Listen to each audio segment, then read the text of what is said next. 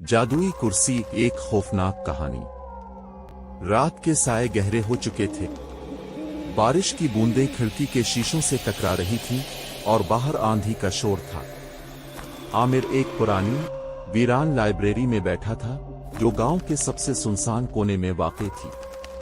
वो तारीख की पुरानी किताबों में खोया हुआ था जब अचानक उसकी नज़र एक गर्द से अटी हुई निहायत कदीम कुर्सी पर पड़ी।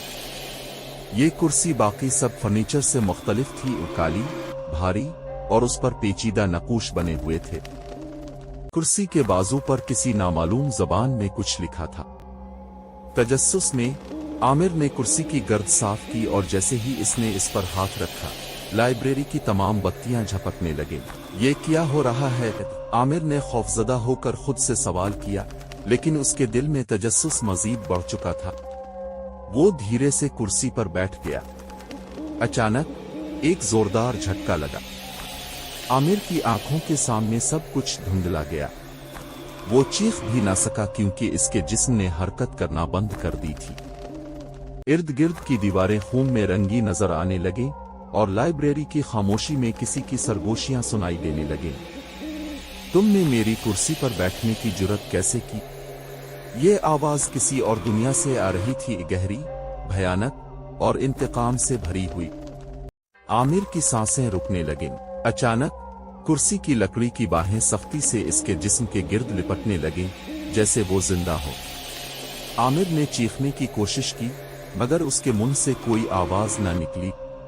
अचानक एक पुराना आईना जो लाइब्रेरी की दीवार पर था खुद ब खुद चमकने लगा।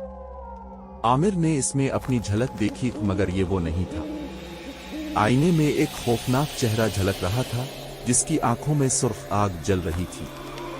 अब तुम भी इस कुर्सी का हिस्सा हो, हमेशा के लिए। कुर्सी जमीन में धंसने लगी और आमिर के इर्द गिर्द हर चीज तेजी से तहलील हो रही थी।